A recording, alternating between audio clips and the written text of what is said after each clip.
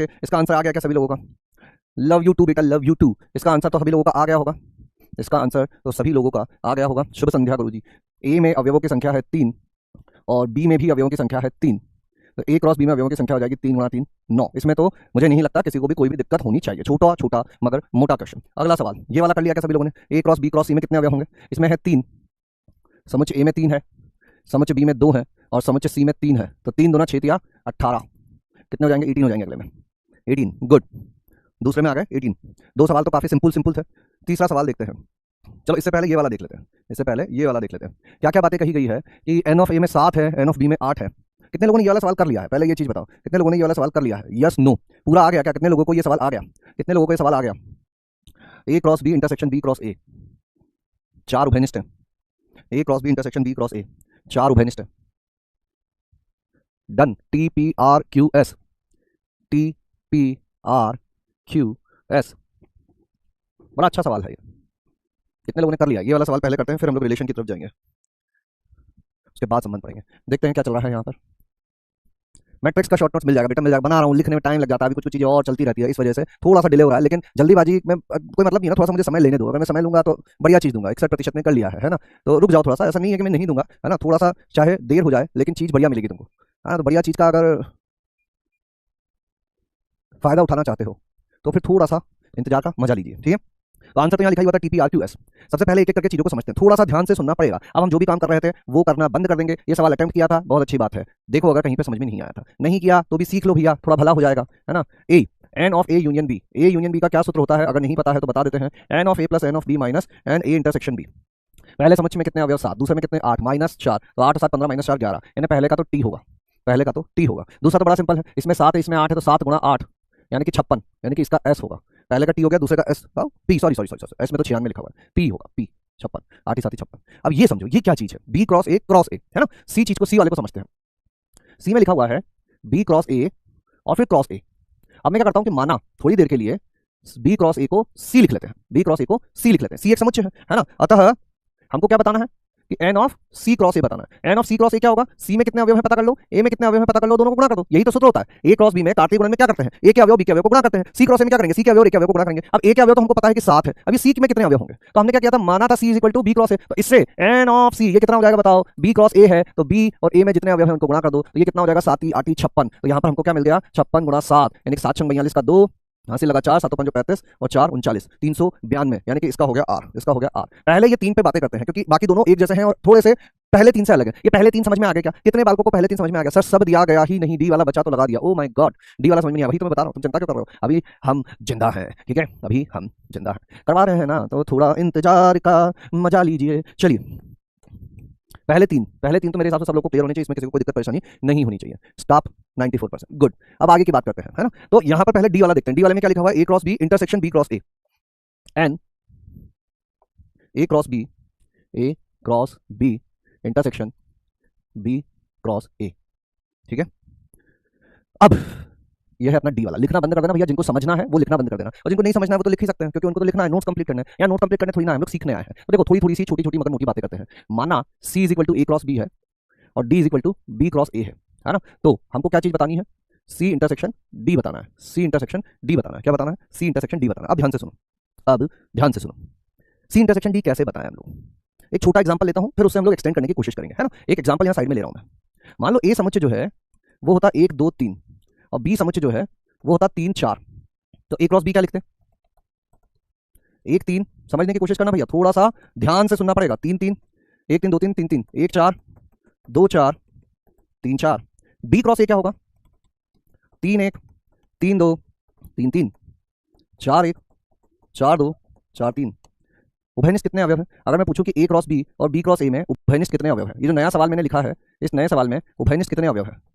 उभयनिष्ठ कितने अवयव है बताओ। यहां पर इस सवाल का जवाब दो कि यहां उभयनिष्ठ कितने अवयव है, यहां उभयनिष्ठ कितने अवयव है, यहां उभयनिष्ठ कितने अवयव है, बोलो। एक क्या है वो अवयव, ये भी बता दो।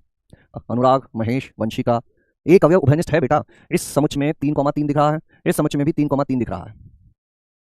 एक अवयव उभयनिष्ठ है। एक्चुअल में वो क्या अवयव है? 3,3 है, ठीक है। यहां लिख देता हूं थोड़ा सा, A cross B intersection B cross A में एक अवयव है जो कि है 3,3। अब कहानी को आगे बढ़ाते हैं, एक दूसरा सवाल देखते हैं। चलो ये वाला हो गया होगा, अभी ध्यान से सुनते रहना भैया। इस बार क्या करता हूं मैं, 1 2 3 और इसमें भी 2 3 ले लेता हूं। अब ए क्रॉस बी में क्या आएगा, 1 2 1 3 2 2 2 3 3 2 3 3, ठीक है, 2 1 2 2 2 3, फिर यहाँ पर 3 1 3 2 3 3। यहाँ कितने उभयनिष्ठ हुए हो, ए क्रॉस बी और बी क्रॉस ए, ये बताओ अब कितने उभयनिष्ठ है, अब कितने उभयनिष्ठ है इसमें और इसमें, आप कितने उभयनिष्ठ है। एक 2 2 दिख रहा है, 3 3 दिख रहा है, और क्या दिख रहा है, 2 3 और 3 2 दिख रहा है, 2 3 और 3 2 दिख रहा है, टोटल 4 उभयनिष्ठ है। टोटल 4 उभयनिष्ठ है, ये देखो 1 2 इसमें नहीं है, 1 3 इसमें नहीं है, 2 2 यहाँ भी है, यहाँ भी है, 2 3 यहाँ भी है, यहाँ भी है, 3 2 यहाँ भी है, यहाँ भी है, 3 3 यहाँ भी है, यहाँ भी है, ठीक है। यहाँ पर कितने थे उभयनिष्ठ, एन ए इंटरसेक्शन बी में एक अवयव उभयनिष्ठ था, तो एक ही जो है वो इनमें भी आ रहा था। यहाँ पर ए इंटरसेक्शन बी में कितने उभयनिष्ठ थे, 2 उभयनिष्ठ थे, तो इसमें कितने कॉमन आ गए, 2 का वर्ग, 4 कॉमन आ गए, समझ रहे हो बात को, वर्ग।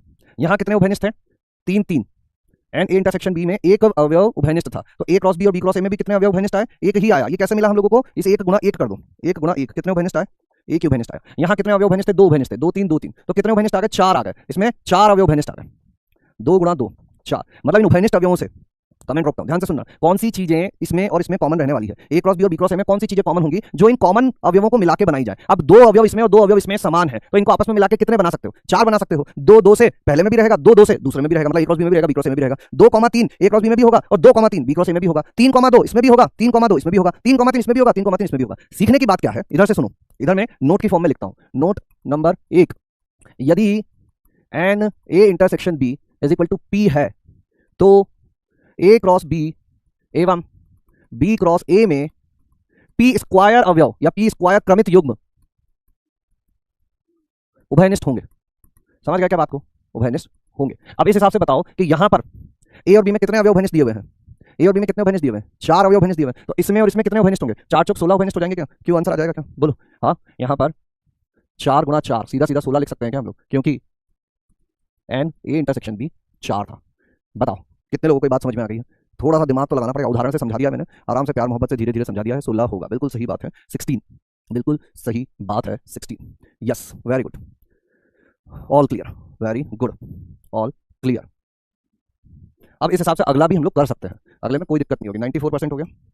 अब अगला तो बहुत ही आसान हो गया, अगले में क्या बताना है हम लोगों को, A cross B union B cross A, है ना। अब यहां पे मैं वो काम कर लेता हूं जो पिछली बार कर रहे थे हम लोग, कि माना A cross B is equal to C व B cross A is equal to D, तो हमको क्या बताना है, एन सी यूनियन डी बताना है, जो कि कितना होगा, N of C plus N of D minus N of C intersection D. N of C मतलब ए क्रॉस बी में कितने अवयव हैं, ए क्रॉस बी में होंगे 56, फिर से बी क्रॉस ए में भी कितने हैं 56, माइनस इन दोनों के उभयनिष्ठ में जो कि ऊपर लिखा हुआ है उसमें कितने हैं 16, तो 56 दूना 102 और 102 में से 16 गए तो 96, तो लास्ट वाले का आ जाएगा आंसर एस 96। बोलो ऑल क्लियर क्या, अभी आ गया सवाल समझ में, क्लियर, कोई दिक्कत कोई परेशानी, ऑल क्लियर। सर देते टाइम 2 घंटे के बाद क्वेश्चन सॉल्व का मन नहीं करता है, क्या करें। अब मन नहीं करता है तो मन का तो कुछ नहीं कर सकते, है ना, क्योंकि मन जो है वो सबसे बड़ा शत्रु होता है, मन के हारे हार है, मन के जीते जीत, मन ही मन को जानता, मन की मन से रीत, मन ही मन मानी करे, मन ही मन से लड़ता रहे, जिसने मन पे जीत पाली उसने सब पे जीत पाली, 93%, गुड। चलो आगे बढ़ाते हैं, ये वाला अगला और आखिरी सवाल था, इसका आंसर एक संबंध है, तो आ क्या होगा, ए यूनियन ए, ये तो हो ही नहीं सकता, अगर ए से बी में है तो बस यही होगा, इसमें तो क्या ही दिक्कत होगी, ये तो परिभाषा ही है, ये तो परिभाषा ही है। बोलो इसमें किसी को कोई दिक्कत है क्या, 56 + 56 112, 112 में से 16 घटा दिए तो 96 तो आएगा, ठीक तो है। 56 + 56 मैंने क्या बोल दिया था, 102 बोल दिया था, ठीक है, बोल गलत दिया था, बाकी भावनाएं हमारी सही थी। नोट करने के लिए 1 मिनट तो दे दीजिए, सी सी सी सी सी सी सी सी सी सी, इसमें तो किसी को कोई दिक्कत नहीं होनी चाहिए, तो हलवा है ना। चलो इसी बात पे कहानी को अपनी आगे बढ़ाते हैं और कल जो पढ़ रहे थे उसी को आगे कंटिन्यू करते हैं। तो अब लिखना बिल्कुल बंद कर देंगे और ध्यान से सुनना शुरू कर देंगे, लिखना बिल्कुल बंद कर देंगे और ध्यान से सुनना शुरू कर देंगे, क्या कर देंगे, लिखना बिल्कुल बंद कर देंगे और ध्यान से सुनना शुरू कर देंगे, क्योंकि अब हम लोग पढ़ने वाले हैं संबंध। संबंध के बारे में मैंने एक बात क्या कही थी तुमको, सबसे पहली चीज जो हम लोगों को समझनी होती है वो ये होती है कि कोई भी संबंध जो होता है, अगर वो यदि R एक संबंध है जो कि समुच्च A से समुच्च B में परिभाषित किया गया है, तो R जो होता है वो A क्रॉस B का उपसमुच्चय होता है, ठीक है। इसको कैसे भी लिखा जाता है, ऐसे भी लिखा जाता है, कैसे भी लिखा जाता है कि यदि A एक समुच्चय है जिसका अवयव स्मॉल a है ना, और जो भी ऐसे लिख के छोड़ दिया मैंने, B एक समुच्चय है जिसका अवयव B है, तो कभी कभी तुम ऐसा लिखा हुआ भी पाओगे ए आर बी। इसका क्या अर्थ है कि समुच्चय ए समुच्चय बी से रिलेटेड है, और किस प्रकार से रिलेटेड है वो कंडीशन यहाँ पे लिखी हुई होगी कि A plus B is equal to 8 है। तो तुम्हें क्या ढूंढना होगा कि पहले समुच्चय में क्या अवयव है, दूसरे समुच्चय में क्या अवयव है, इन अवयवों में से किन अवयवों का योग 8 आ रहा है। जिसका 8 आ रहा होगा वो आर का हिस्सा होगा। कुल मिलाकर कहना ये चाह रहे हैं कि रिलेशन जो होता है उसमें क्रमित युग्म होते हैं। ऑब्वियसली ए क्रॉस बी का उपसमुच्चय तो क्रमित युग्म ही होंगे। ये बात सुन रहे हो ना भैया? कोई अगर सुन नहीं रहा होगा तो बहुत दिक्कत हो जाएगी, मैं कुछ नहीं जानता। फिर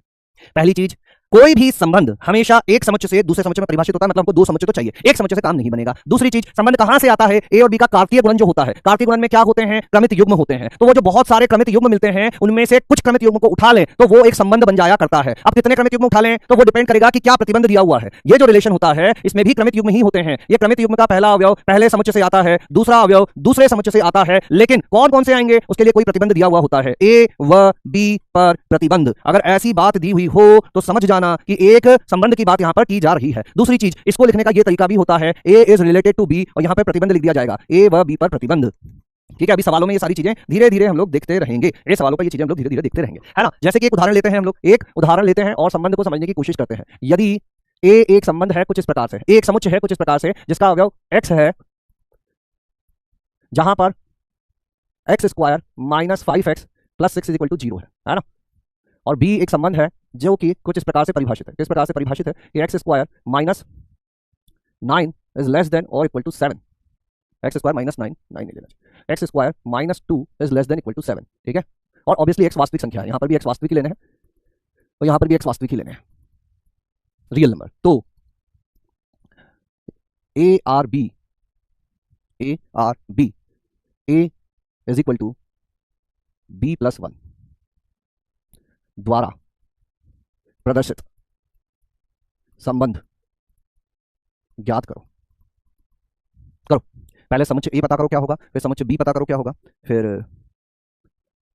एक ऐसा संबंध ज्ञात करो जो कि प्रथम अवयव और द्वितीय अवयव को कुछ इस प्रकार से लिंक करता है कि प्रथम अवयव द्वितीय अवयव प्लस 1 होता है। ऐसे कौन से क्रमित युग्म है जिसमें प्रथम अवयव द्वितीय अवयव का 1 ज्यादा है। समुच्चय ए क्या होगा? इस चीज को कैसे भी लिख सकते हैं हम लोग, इस चीज को ऐसे भी लिख सकते हैं, ऐसे भी दिया हुआ हो सकता है ए कॉमा बी, जहां ए जो है वो पहले समुच्चय से आएगा, बी जो है वो दूसरे समुच्चय से आएगा, और A is equal to B plus 1 होना चाहिए। A is equal to B plus 1 होना चाहिए। बताओ, करो, थोड़ा सा समय लेके करो, तब तक यहाँ हम लोग कुछ बातें करते हैं। 2 1 और 3 2 उचित उचित उपसमुच्चय का चिन्ह लगा दिया। हाँ, तो क्या हो गया? उचित भी चल जाएगा, बराबर भी हो सकते हैं, उपसमुच्चय भी हो सकते हैं, उचित उपसमुच्चय भी हो सकते हैं। वेविकर मेथड क्या होता है इसके लिए आपको पुरानी क्लास पढ़नी पड़ेगी, गीतांशु राठौर। हाँ, नमस्ते नमस्ते बेटा, मुंडी पटक के नमस्ते। वेविकर के लिए पुरानी चीजें उचित उपसमुच्चय बना सकते हैं, आपसे केमिस्ट्री से दूर दूर रहते हैं। बिल्कुल सही बात है। क्या हम कुछ विशेष स्थिति में नहीं हो ही नहीं सकता। ए यूनियन बी एक समुच्चय होगा जिसमें सिंगल सिंगल अवयव होंगे, और रिलेशन में तो क्रमित युग्म होंगे, ये कभी बराबर नहीं होगा। सी कैसे होगा एक बार बता दो, ये रही परिभाषा से। ई समझ में नहीं आया, सुलह कैसे? जितने सर्ट और हाथ टूट पड़े, अरे बाबा ऐसा ना करो। चलो समझते हैं हल, सॉल्यूशन तो स्टार्ट कर ही दिया था हमने। ए क्या है? पहले समुच्चय ए को जानते हैं। समुच्चय ए, समुच्चय ए में क्या हमको पता करना है? ऐसे x पता करना है जिसके लिए x square minus 5x plus 6 0 हो, यानी कि x माइनस 2 गुणा x minus 3 is equal to 0 हो, यानी कि x इज इक्वल टू 2,3 हो। तो ए एक समुच्चय होगा जिसमें क्या लिखेंगे हम लोग? 2,3 लिखेंगे। फिर आएगा समुच्चय बी। समुच्चय बी, अभी बी में कौन से x लाने हैं ताकि एक्स स्क्वायर माइनस 2 जो है वो 7 से छोटा रहे, यानी एक्स स्क्वायर माइनस 9 0 से छोटा रहे, यानी कि x माइनस 3 गुणा x प्लस 3, ये 0 या 0 से छोटा रहे। माइनस 3 प्लस 3 अनंत माइनस अनंत, यहाँ क्या आएगा? प्लस माइनस प्लस, यानी कि x कहाँ से कहाँ तक होगा? माइनस 3 से लेके 3 के मध्य होगा। अब माइनस 3 से 3 के मध्य, अच्छा एक चीज गड़बड़ हो गई, यहाँ पे हम लोगों को इंटीजर लिखना चाहिए, है ना, नहीं तो वास्तविक संख्या लोगे तो बहुत सारी हो जाएगी, है ना। तो यहाँ पर x क्या क्या आ सकता है अपना? Minus 3 minus 2 minus 1 0 1 2 3। तो b जो समुच्चय होगा उसमें आएगा माइनस 3 माइनस 2 माइनस 1 0 1 2 3। बताओ ए और बी यही आ रहे हैं क्या तुम्हारे? पहले तो ये बताओ, ए और बी यही आ रहे हैं क्या? ए और बी यही आ रहे हैं क्या? बताओ। नहीं नहीं, आंसर नहीं जानना है मुझे ये जानना है कि समुच्चय ए और समुच्चय बी यही आ रहे हैं क्या? हाँ, आर नहीं होगा, इंटीजर होंगे। बिल्कुल सही बात कही वेदिका ने, है ना। रियल नंबर नहीं रखने हैं, नहीं तो अनंता अनंत रियल नंबर हो जाएंगे। कितने रियल नंबर हो जाएंगे? अनंता अनंत रियल नंबर हो जाएंगे, अनंता अनंत रियल नंबर हो जाएंगे, इसीलिए रोंग हो गया। अनंता अनंत रियल नंबर हो जाएंगे। पहले इतना बताओ, ए और बी यही आ रहे हैं क्या? 84% का यही आ रहा है। अच्छा ए पे बताओ, ए में तो किसी को दिक्कत नहीं होनी चाहिए, ए में तो किसी को दिक्कत नहीं होनी चाहिए। ए यही आ रहा है क्या? पहले ए पे पूछते हैं, ए यही आ रहा है। बी तो ये वेविकर मेथड है ना। वेविकर मेथड मैंने बोला ही था कि पढ़ के आना। जिन्होंने वेविकर मेथड नहीं पढ़ा होगा उनको दिक्कतें आएंगी बेटा, और ये तो अभी दिक्कत आना शुरू हुई है। मैं फिर से बोल रहा हूँ, वेविकर मेथड पढ़ लेना। और ऐसा नहीं है कि हम लोग 15 मिनट में समझ लें। मैं जो पर्सनली सजेशन दूंगा वो यही दूंगा कि तुम जाके एक बार उसके लेक्चर देख लो, इन्होंने पढ़ा है वो रिवाइज कर लो। ये तो समझ में आ जाना चाहिए, ए में किसी को दिक्कत नहीं होनी चाहिए, ये तो क्लियर है। अच्छा बी कितने लोगों को समझ में आया? चलो बी के लिए एक और बार समझाते हैं। बी में क्या बातें लिखी हुई है? समुच्चय बी समुच्चय बी में क्या रखना है, एक्स रखना है। कौन सा एक्स रखना है कि एक्स स्क्वायर माइनस 2 7 या 7 से छोटा हो। एक्स स्क्वायर माइनस 2 7 या 7 से छोटा हो। 7 को इधर भेजोगे तो एक्स स्क्वायर माइनस 9 0 से छोटा होना चाहिए। इसके गुणनखंड क्या होंगे, A square minus B square. X square minus 9 को क्या लिख सकते हो, एक्स माइनस 3 गुणा एक्स प्लस 3 लिख सकते हो क्या। तो यही तो चीज यहाँ पे लिखी है। अब इसको हल करने का क्या तरीका होता है, इसके लिए याद दिलाते हैं तुमको, क्रांतिक बिंदु पता करते हैं। दोनों गुणनखंडों को 0 के बराबर करो। एक्स माइनस 3 0 करोगे एक्स इक्वल टू 3 आ जाएगा, एक्स प्लस 3 इक्वल टू 0 करोगे माइनस 3 आ जाएगा। राइट मोस्ट साइड पे प्लस रखते हैं और घात अगर विषम होती है, यहाँ गुणनखंडों की घात कितनी, एक है ना, विषम होती है तो चिन्ह बदल देते हैं। ये 0 से छोटा है, 0 से छोटा है मतलब नेगेटिव वाला हिस्सा रखोगे माइनस 3 से 3, इधर बंद माइनस 3 से 3। अगर नहीं समझ में आ रहा तो फिर अर्जुना में मैं अभी वेविकर मेथड पढ़ाने वाला हूं, लेकिन तुम अर्जुना की क्लास तो ज्वाइन कर नहीं पाओगे। तो पिछले साल का एक्सेस है तुम्हारे पास, जो भी अपने लक्ष्य जेई वाले बच्चे हो तुम लोग, तुम्हारे पास पिछले साल के अर्जुना का एक्सेस है, वहां जाओ, वहां बहुत प्यार से ये सारी चीजें हमने पढ़ाई हुई है। तुम तो फटाफट आगे बढ़ा के भी देख सकते हो, स्पीड में भी देख सकते हो, लेकिन पढ़ के आओ। अब माइनस 3 से 3 के मध्य में क्या क्या पूर्णांक है, तो माइनस 3 से 3 के मध्य क्या पूर्णांक है, और ये बराबर का चिन्ह दिया हुआ था, इसलिए हमने बंद अंतराल लगाया। और बंद अंतराल का मतलब होता है माइनस 3 माइनस 2 माइनस 1 0 1 2 3। बंद अंतराल का मतलब इनको भी शामिल कर सकते हैं, टोटल इतने अवयव आ जाएंगे। अब मेरे हिसाब से बी क्लियर होना चाहिए कुछ और लोगों को। क्या अभी बी क्लियर है, प्लस माइनस प्लस कैसे किया, ये सब बेटा भूतकाल की बातें हैं, इनको मैंने बोला वेविकर पढ़ के आना, उसके बाद भी हम उसको देख के नहीं आए हैं। आर लेने पर सेम नहीं रहता, आर लेने पर हम लोग बी लिख ही नहीं पाते। हाँ वैसे तो सेम रहता, वैसे तो सही बोल रहे हो तुम, सेम ही रहता, क्योंकि हजारों लाखों अवयव में से चाहिए यही दो हम लोगों को, और कुछ चाहिए ही नहीं, है ना। बिल्कुल सही बात है तुम्हारी, हालांकि कोई फर्क नहीं पड़ता, बस बी लिखने में शायद थोड़ी दिक्कत हो जाती है, समझाने में थोड़ा सा टाइम लग जाता है। बहुत बढ़िया बात कही तुमने, 92%। ठीक है, अब देखो सुनना, अब ए और बी मिल चुके हैं हम लोगों को। ए में है 2 और 3 और बी में है ये चीज। ए में है 2 और 3 जो कि अपना प्रथम अवयव को देगा, और इसमें है -3 -2 -1 0 1 2 3, है ना। अब यहां पर अगर ए क्रॉस बी लिखना चाहें तो उसमें कितने अवयव होंगे, 1 2 3 4 5 6 7 7 दूनी 14 अवयव होंगे। कितने अवयव होंगे, 14 अवयव होंगे। ए क्रॉस बी में ऐसे करके 14 अवयव होंगे, ठीक है। और आर जो आने वाला है वो क्या आएगा, इस ए क्रॉस बी में से ही कुछ अवयवों को छांटना है। अब कौन से वालों को छांटना है, आर हमको क्या दिया हुआ है कि इन क्रमित युग्म में से वो क्रमित युग्म उठाओ जिसका पहला अवयव ऊपर से आता हो, बहुत बढ़िया, दूसरा अवयव नीचे से आता हो, बहुत बढ़िया, और पहला अवयव इज इक्वल टू दूसरा अवयव प्लस 1 हो। तो अब तुम्हें पूरा ये लिखने की जरूरत नहीं है, पूरा ए क्रॉस बी लिखने की जरूरत नहीं है, केवल और केवल क्या छांट लेना है, केवल और केवल क्या ढूंढ लेना है कि यहां ऐसा कौन सा पहला अवयव, जैसे कि मान लो मैंने 2 ले लिया, पहला अवयव मैंने 2 ले लिया, ये a is equal to B plus 1 है ना, तो a मैंने 2 ले लिया, तो बताओ b क्या होगा, b इज इक्वल टू 1 होगा। क्या 1 इसमें है, हाँ है, मतलब 2,1 इस शर्त का पालन कर रहे हैं। किस शर्त का पालन कर रहे हैं, प्रथम अवयव द्वितीय अवयव प्लस 1 है, यहाँ दूसरा अवयव क्या है, 3 है ना। अब 3 ये है तो दूसरा अवयव को क्या होना पड़ेगा, 2 होना पड़ेगा, तभी जाके 3 इज इक्वल टू 2 प्लस 1 होगा। यानी कि वास्तविक संख्याओं का जो संबंध हम लोगों ने बनाया है वो क्या हो जाएगा, 2,1 और 3,2। यहाँ जो 14 क्रमित युग्म तुम लिखोगे उसमें से केवल 2 ही ऐसे क्रमित युग्म होंगे जो इस प्रतिबंध का पालन करेंगे, बाकी कोई नहीं करेगा। बताओ क्या यह बात समझ में आई है, कितने लोगों को यह सवाल समझ में आ गया है, कितने लोगों को यह सवाल समझ में आ गया है, बोलो। लेक्चर देख लिया है भैया तो बहुत बढ़िया काम किया है हमने, है ना। थोड़ी सी प्रैक्टिस भी कर लेना, लेक्चर देख लिया है बहुत बढ़िया काम कर लेना, थोड़ी सी प्रैक्टिस भी कर लेना। क्लियर क्लियर क्लियर क्लियर, 2 1 3 2 मेरा पहले ही आ गया था, good.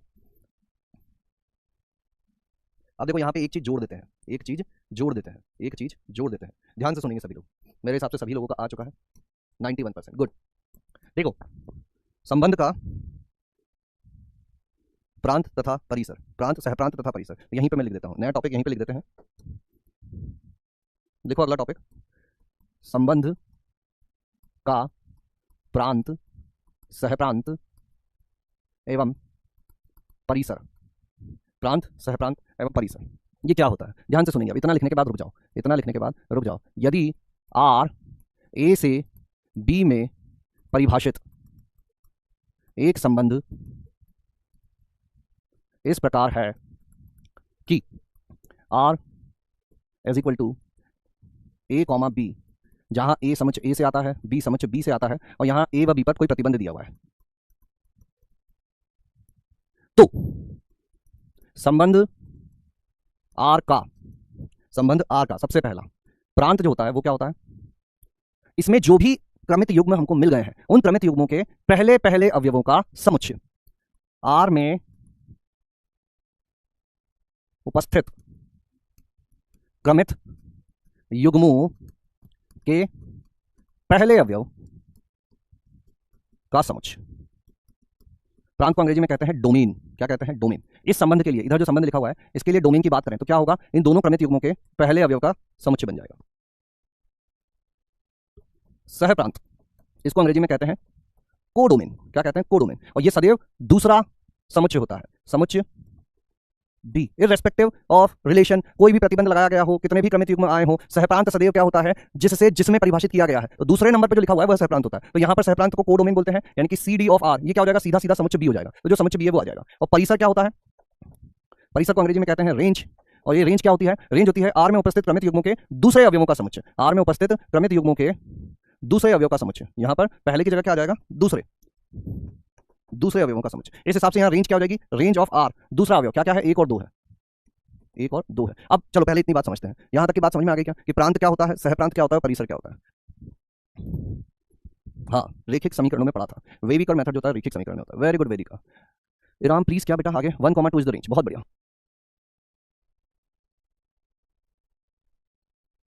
Yes sir 3 bags full, very good. तुम लोगों को पढ़ाते पढ़ाते समय कब निकल जाता है पता ही नहीं चलता है। इतना जल्दी ऐसा लगता है कि क्लास खत्म होने वाली है ना, बड़ा दिक्कतें हो जाती है। मुझे लगता है कि इतना सारा पढ़ाऊंगा, लेकिन समय ही बहुत जल्दी निकल जाता है। ठीक है, अब एक चीज और बता देते हैं तुमको। देखो ये जो दूसरे अवयव आएंगे, ये दूसरे अवयव कहां से आते हैं, दूसरे अवयव समुच्चय बी से आते हैं, है ना। अब जब हम लोग कुछ प्रतिबंध लगा देते हैं तो होता है कि क्रमित युग्मों की संख्या घट जाया करती है। अगर क्रमित युग्मों की संख्या घट जाएगी, जितने एक क्रॉस बी, सुनना बहुत जरूरी है, जो सुन रहे हैं बस उन्हें समझ में आएगा। अगर यहाँ पर इतने सारे क्रमित युग्मों में से कुछ ही क्रमित युग्म यहाँ पर आ रहे हैं, इसका अर्थ है कि हो सकता है कि इस समुच्चय के सभी अवयव यहां देखने को नहीं मिले, लेकिन जो भी दूसरे अवयव होंगे, जो भी क्रमित युग्म के दूसरे अवयव होंगे, वो आएंगे कहां से, आएंगे तो बी से ही, उसके बाहर से तो आ नहीं सकते। तो हम क्या कह देंगे कि जो भी रेंज होती है, जो भी परिसर होता है, वो सदैव कहां से आता है, कोडोमेन से ही आता है। इससे हमेशा छोटा ही होगा, इससे हमेशा छोटा ही होगा। जब प्रतिबंध लगाते हैं तो छोटा ही होता है, ज्यादा से ज्यादा ऐसा हो सकता है कि बराबर हो जाए। तो हम लोग क्या कहेंगे कि जो भी परिसर है वो सदैव दूसरे वाले समुच्चय का उपसमुच्चय ही होगा। क्या ये बात क्लियर है, बताओ फटाफट, फिर आगे बढ़ते हैं, फिर आगे बढ़ते हैं। सर शशांक को बोलो मेरे रुपये वापस कर दे। मुझसे पूछ के दिए थे क्या तुमने शशांक को पैसे, जो मैं बोलूं तुम खुद मांगो तुम्हारे पैसे। सर आप जो टीचर फीडबैक कम्युनिटी पर पीडीएफ भेजते हो मेरे फोन में नहीं खुलता। अच्छा, बहुत अच्छी बात याद दिलाई तुमने। इससे ये याद आ गया मुझे कि जैसा कि तुमने कहा था कि सर 11वीं की चीजें डालो, तो आज से हमने उस चीज का शुभारंभ किया है। आज मैंने घातांक के नियमों पर आधारित कुछ सवाल डाले हैं। सर हमारी 3 क्लास डेली चलेंगी क्या, जब तक छुट्टियां हैं तब तक चलेगी। आप नहीं पढ़ाएंगे 11th, और कौन पढ़ाएगा भाई, मैं ही पढ़ाऊंगा। सर पीडीएफ नहीं खुल रही है क्या, डोमेन ए नहीं हो सकती क्या, नहीं डोमेन ए नहीं हो सकती। डोमेन वो होती है जो यहां होते हैं अवयव, उनसे मिली हुई चीज। ठीक है, बहुत बढ़िया। चलो कमेंट्स को रोकते हैं और कुछ और बातें करते हैं, है ना। तो मेरे हिसाब से ये बताओ,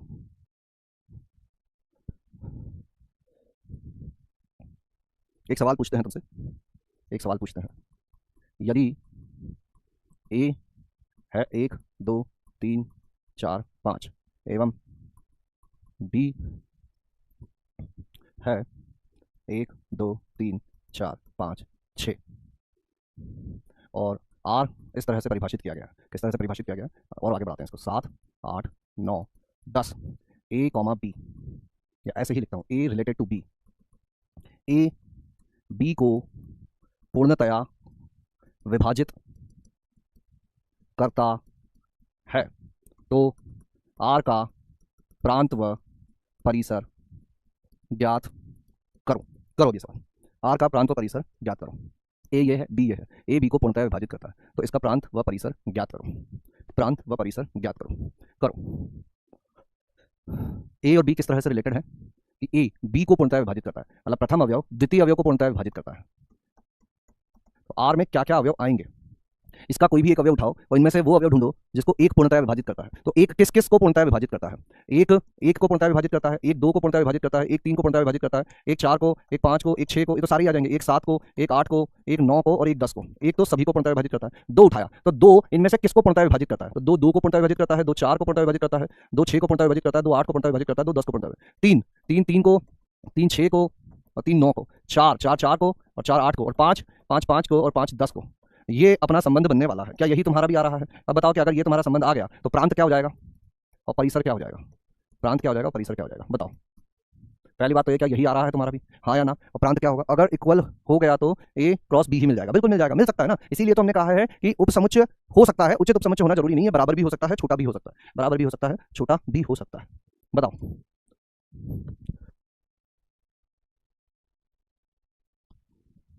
यही आ रहा है, 94% का यही आ रहा है। अब प्रांत क्या होता है, ये जितने भी अवयव लिखे हुए हैं, जितने भी अवयव इसका हिस्सा बने हैं, इनमें से प्रथम अवयवों को छांट लो। तो प्रथम अवयव को छांट लोगे तो क्या क्या आ गया, एक सारे ही आ गए, 1 2 3 4 5। प्रथम अवयव क्या क्या दिख रहे हैं, 1 दिख रहा है, 2 दिख रहा है, 3 दिख रहा है, 4 दिख रहा है, 5। परिसर, परिसर में भी 1 2 3 4 5 6 7 8 9 10 सारे ही दिख गए, 1 2 3 4 5 6 7 8 9 10। तो बाई चांस ऐसा हो गया है कि प्रांत पूरा ए आ गया और परिसर पूरा बी आ गया। ऐसा जरूरी नहीं है कि हमेशा प्रांत पूरा ए आ जाए और परिसर पूरा बी आ जाए। तो क्या यहाँ तक की बातें समझ में आ गई, क्या आ जानी चाहिए, वैसे कोई ऐसी दिक्कत वाली बात नहीं थी। चलो एक छोटा सा सवाल और देते हैं तुमको, इनमें से कौन सा इससे इस पर परिभाषित संबंध नहीं है, इसमें से इस पर परिभाषित संबंध नहीं है। करो इस सवाल को, ए R1 R2 R3 R4 ये x समुच्चय है, ये y समुच्चय है, x से y में इनमें से कौन सा संबंध नहीं हो सकता, 1 और 3 2 5 2 4 7 9।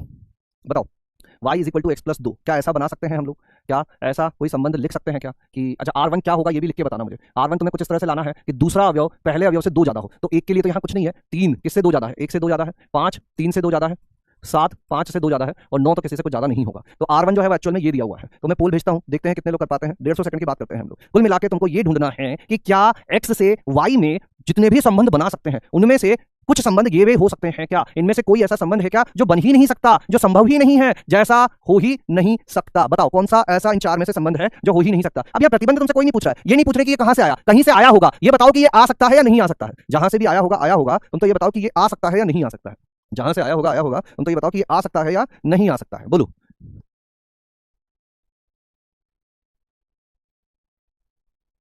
बताओ।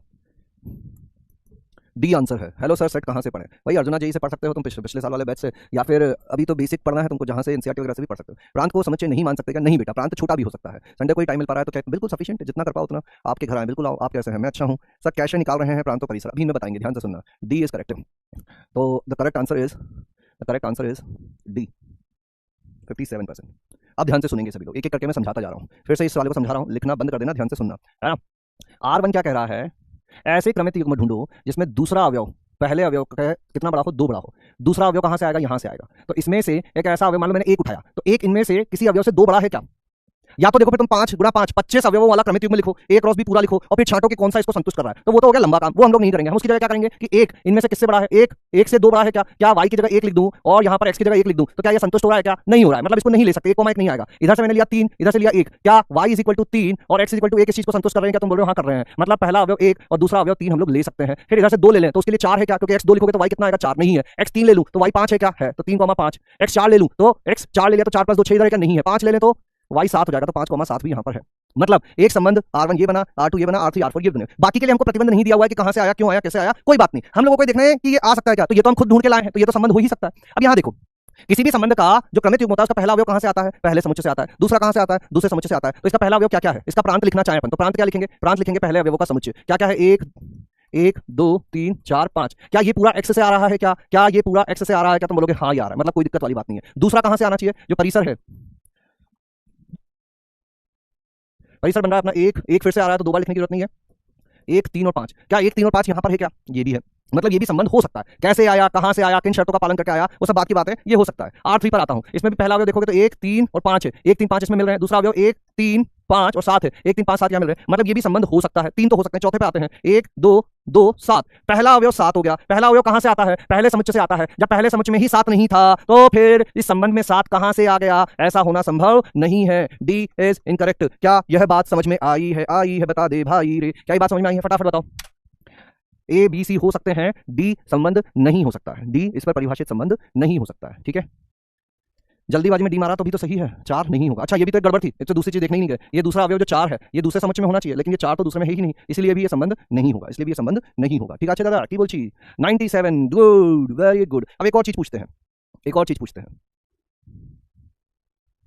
ध्यान से सुनना। नोट या ऐसे लिख सकते हो, संबंधों की संख्या, पहला बिंदु इसमें, यदि R जो है A से B में परिभाषित एक संबंध है, R A से B में परिभाषित संबंध है, एवं समुच्चय A में P अवयव है, समुच्चय B में Q अवयव है, तो A क्रॉस B में कितने अवयव होते हैं? PQ अवयव होते हैं। कितने अवयव होते हैं? PQ अवयव होते हैं। ये बात सभी लोगों को पता, लिखना बिल्कुल बंद करके सुनना एकदम चालू कर देना, इधर उधर हुआ है तो फिर मेरी जिम्मेवारी नहीं है। अब आती है एक पुरानी बात। कौन सी पुरानी बात? वो पुरानी बात यह है कि यदि समुच्चय A में n अवयव है तो A के उपसमुच्चयों की संख्या होती है।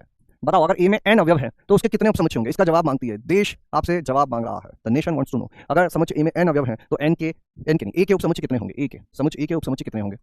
बताओ। 2 की घात n। बहुत सुंदर महेश बाबू, 2 की घात n होते हैं।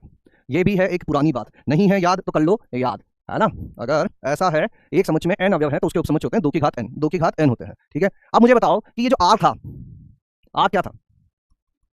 एवं R A क्रॉस B का उपसमुच्चय था। R A क्रॉस B का उपसमुच्चय है, बोलो हाँ या ना। तो अगर n अवयव होते हैं तो उपसमुच्चय 2 की घात n होते हैं। A क्रॉस B में कितने अवयव हैं? PQ अवयव है, तो A क्रॉस B के उपसमुच्चय कितने होंगे? A क्रॉस B के उपसमुच्चय कितने होंगे? एवं A क्रॉस B के उप समुच्चयों की संख्या 2 की घात p क्यू होगी।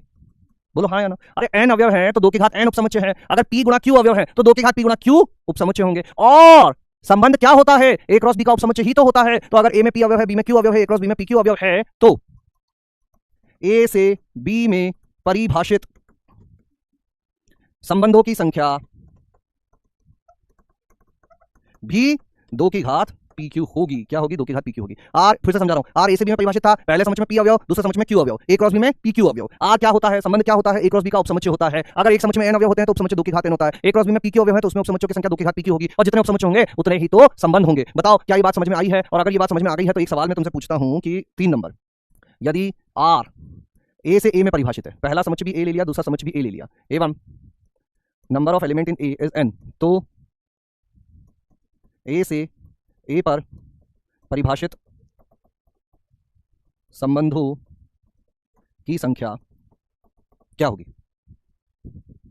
क्या होगी बेटा? जिसको अगर उपसमुच्चयों की संख्या नहीं पता है कैसे आती है, तो वो अभी इस बात को याद करेगा कि हाँ, अगर किसी समुच्चय में n अवयव होते हैं तो उसके उपसमुच्चय 2 की घात n होते हैं। इस समुच्चय में PQ अवयव है तो इसके एवं PQ होगी। 93%, वेरी गुड। ये कितना हो जाएगा? P की जगह B की जगह भी A लिख दो, P की जगह n, यहाँ पर इसकी जगह भी n लिख दो, इसकी जगह भी n लिख दो, 2 की घात n स्क्वायर, 2 की घात n स्क्वायर। यही आ रहा है ना भैया दूसरे का, 2 की घात n स्क्वायर। क्या कह देंगे इसको? 2 की घात n स्क्वायर। क्या कह देंगे? 2 की घात n स्क्वायर।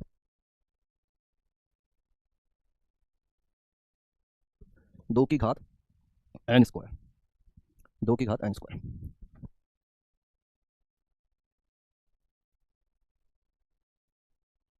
अब ये कभी कभी ऐसा हो सकता है कि एक ही समुच्चय पे दोनों जगह एक ही समुच्चय लिख दिया जाए, तो हम लोग क्या बोलते हैं कि ए से ए पर परिभाषित संबंध को ए पर संबंध लिखा जाता है, ए पर संबंध भी लिखा जाता है। तो कहीं पर अगर ऐसा देखो कि ए पर संबंध, तो मतलब समझ जाना कि पहला समुच्चय भी ए लेना है, दूसरा समुच्चय भी ए लेना है। तो ये कुछ कुछ छोटी छोटी मगर मोटी बातें हम लोग पढ़ रहे थे। चलो एक दो छोटे छोटे सवाल और पूछता हूं तुमसे। तो ये वाला करो,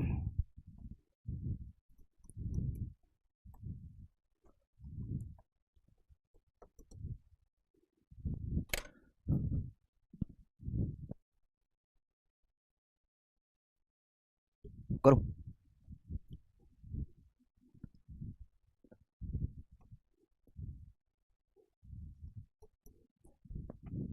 ए में एक संबंध, मतलब पहला भी ए ही लेना है, दूसरा भी ए ही लेना है, पहला भी ए ही लेना है, दूसरा भी ए ही लेना है। सभी समझदार लोग सवाल हल करने में दिमाग लगाएंगे, सभी समझदार लोग सवाल हल करने में दिमाग लगाएंगे। पोल बाद में भेजेंगे, पहले तुम लोग करो इस सवाल को। A, am I right? A is correct. Sir जब इसमें 2 की घात n स्क्वायर, तो पहले 2 कहाँ से आया? मतलब पहले 2 तो बेटा सूत्र में ही है, 2 की घात PQ था, P की जगह भी n लिख दिया, Q की जगह भी n लिख दिया। वेविकर मेथड डायरेक्ट पहुंचे। Arjuna let's study maths, basic maths, lecture number 12-13। Very good Vinay Kumar Maurya, कितनी अच्छी बात कही है तुमने। सर गलत है ना, संबंध की संख्या n स्क्वायर होगा, 2 के पावर n के पावर 2 नहीं, संबंध की संख्या n स्क्वायर होगा। नहीं, यहाँ पर ये सही है, जो हमने लिखा है, कहाँ गया, ये रहा, ये सही है।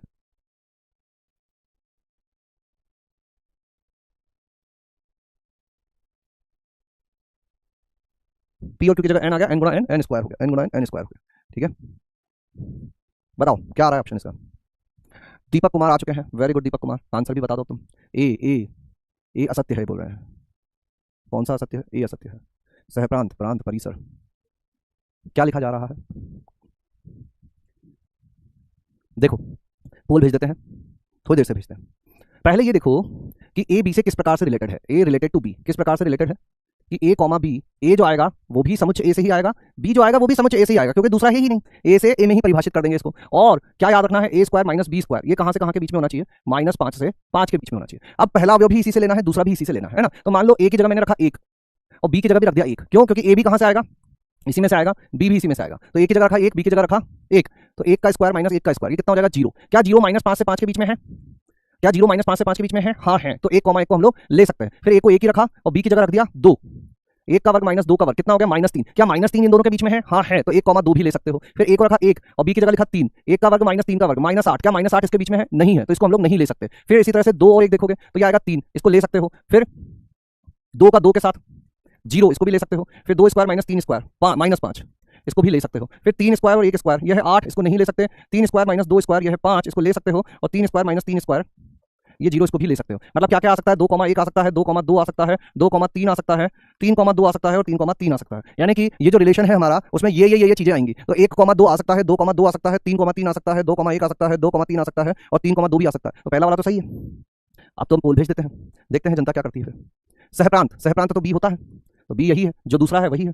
प्रांत, प्रांत में क्या आ रहा है, 1 2 3 सब आ रहे हैं। परिसर, परिसर में 1 2 और 3 ये भी आ रहे हैं। फिर अब क्या गड़बड़ हो गई, कोई ऐसा है क्या जो नहीं आ सकता, 1 3 नहीं आ सकता और 3 1 नहीं आ सकता, बाकी तो सब आ ही सकते थे। 1 2, अच्छा कुछ एक्स्ट्रा भी है, 1,1 लिखा ही नहीं है इन्होंने, सॉरी 100 है 100 है 100 है, ए ही 1,2 है, ये वाला मिल गया, 2,1 मिल गया, नीचे वाला 2,1 मिल गया, 2,2 भी मिल गया, 2,3 भी मिल गया, 3,2 भी मिल गया और 3,3 भी मिल गया। ये नहीं मिला है ना, ये भी होना चाहिए। तो आंसर हो जाएगा अपना ए इज असत्य, 62%। ए में 1,1 भी होना चाहिए, अब इन्होंने ये नहीं दिया है इसलिए ये नहीं हो सकता। तो बताओ, समझ में आ गई क्या बात? सर आप समझ में नहीं आ रहा है, क्यों, क्या हो गया रागिनी? अब क्या हो गया, तालाब में पानी आ गया? थोड़ा सा पानी पी लो, थोड़ा सा पानी पी लो। सर आंसर गलत करा दिया। सर आप भावनाओं में बह गए थे। अरे तो मैं भावनाओं में बह सकता हूँ, मुझे आजादी है भावनाओं में बहने की, तुम नहीं बह सकते, क्योंकि बहने दे मुझे, बहने दे मुझे, बहने दे मुझे, बहने दे, बहने दे पानी की तरह। अरे हाँ, oh my God, very good. चलिए कहानी को थोड़ा सा आगे बढ़ाते हैं। अगली चीज पढ़ते हैं, संबंधों के प्रकार, जिसका हमें था इंतजार, वो घड़ी आ गई है ना। अब हम लोग पढ़ेंगे संबंधों के प्रकार, और बहुत सारे इसमें भी संबंध हम लोग निकालना सीखेंगे। तो छोटी छोटी बातें तो तुम सीख चुके हो, अब समय आ गया है मोटी मोटी बातें सीखने का। संबंध कितने प्रकार के होते हैं, तो संबंधों के प्रकार पता करने से पहले, भैया टॉपिक लिख के समझ गए होंगे तुम, है ना। संबंधों के प्रकार, संबंधों के प्रकार पता करने से पहले हम लोग ये बात यहाँ पर मोटे मोटे शब्दों में लिख देंगे कि संबंधों संबंधों के प्रकार केवल तब ही परिभाषित है जब संबंध आर एक ही समुच्चय पर परिभाषित हो, एक ही समुच्चय पर परिभाषित हो, पर परिभाषित हो, अर्थात अर्थात ऐसी वाली चीजें हो, आर ए से ए में, इसमें परिभाषित, इसमें संबंधों के प्रकार की बातें करेंगे। अगर ऐसा होगा तो इसमें संबंधों के प्रकार की बातें नहीं की जाएंगी, ठीक है। आगे हम लोग बहुत सारे पढ़ने वाले हैं, है ना। सार्वत्रिक संबंध, रिक्त संबंध, तत्समक संबंध, स्वतुल्य संबंध, सम्मित संबंध, संक्रामक संबंध, तुल्यता संबंध, प्रतिलोम संबंध, प्रतिसम्मित संबंध, है ना। बहुत सारे टाइप के संबंध पढ़ने वाले हैं। सभी संबंध केवल और केवल तभी परिभाषित है जब वो एक ही समुच्चय पर परिभाषित किए गए। एक्चुअली कुछ कुछ हैं जो इसमें भी चल जाएंगे, लेकिन मैक्सिमम उसी पर चलेंगे। तो मैं बता दूंगा कि कहां पे ये वाला काम भी चल जाएगा, है ना। मैं खुद ही बता दूंगा कहां पे ये वाला काम भी चल जाएगा, ठीक है। तो सबसे पहला संबंध हम लोग पढ़ते हैं रिक्त संबंध। रिक्त संबंध, अब रिक्त संबंध क्या होता है, तो नाम से ही पता चल रहा है कि ऐसा संबंध जो कि खाली पड़ा हुआ हो, नल संबंध या वॉइड संबंध भी इसको कहते हैं। जैसे कि एक एग्जांपल देता हूं मैं, कि मान लीजिए आर एक संबंध है जो ए से ए में परिभाषित किया गया है। ए जो है वो क्या है, ए है 1 2 3, एवं आर किस तरह से परिभाषित किया जा रहा है कि ए कॉमा बी, जहां ए और बी दोनों ए से ही आते हैं और ए स्क्वायर प्लस बी स्क्वायर का मान 1 हो। अब बताओ क्या आएगा आर में, ऐसे कौन से क्रमित युग्म होंगे जिसका पहला अवयव भी ए से ही आ रहा है, दूसरा अवयव भी ए से ही आ रहा है और उन दोनों के वर्गों का योग 1 आ रहा हो। बताओ कुछ आ सकता है इसमें, कोई अवयव आ सकता है क्या इसमें, कोई अवयव आ सकता है क्या इसमें, बताओ। आज क्या है एक्चुअली, अरे कमेंट्स ऑन नहीं किए क्या मैंने, पहले कमेंट्स ऑन थे। 5, कोई नहीं यहां मेरा रिक्त समझ, रिक्त समझ। हाँ आज फाइनल तो है, ठीक है। तो ये एक रिक्त समझ हो गया। अब यहां पर नोट, रिक्त समझ, रिक्त समझ आर ए टू बी में भी परिभाषित किया जा सकता है। समझना क्यों, क्योंकि यहां पर लिख के रखा है कि कुछ नहीं आए तो उसको रिक्त बोल देना। अब वो तो ऐसे भी आ सकता था ना कि ए जो है वो 1 2 3 है और बी जो है वो कुछ और ले लो, 4 5 6 ले लो और फिर यही चीज लिख दो कि ए इज रिलेटेड टू बी, कि ए स्क्वायर प्लस बी स्क्वायर 1 है। तो भी अभी जो रिलेशन आएगा वो खाली ही आएगा, जो रिलेशन आएगा वो 5 ही आएगा। मतलब ये जो पहला वाला पढ़ा हमने, ये अलग अलग संबंधों पर भी परिभाषित किया जा सकता है। क्या इस बात से हम लोग एग्री कर रहे हैं, क्या क्या इस बात से हम लोग एग्री कर रहे हैं? क्या रिक्त समझ क्लियर है, क्या रिक्त समझ क्लियर है, क्या क्या रिक्त समझ क्लियर है, क्या बताओ फटाफट, क्या रिक्त समझ क्लियर है क्या?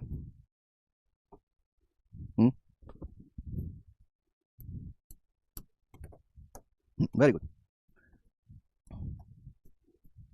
तो अगला देखते हैं, अगला है सार्वत्रिक संबंध। रिक्त संबंध के बाद सार्वत्रिक संबंध। सार्वत्रिक संबंध में क्या होगा, यदि आर ए से ए में परिभाषित संबंध इस प्रकार है कि R is equal to A cross A, या फिर इधर ए क्रॉस बी में भी चल जाएगा ये, कि आर ए से बी में परिभाषित एक संबंध इस प्रकार है कि R is equal to A cross B. मतलब क्या हुआ, सारे के सारे अवयव आ गए, कुछ छूटा ही नहीं।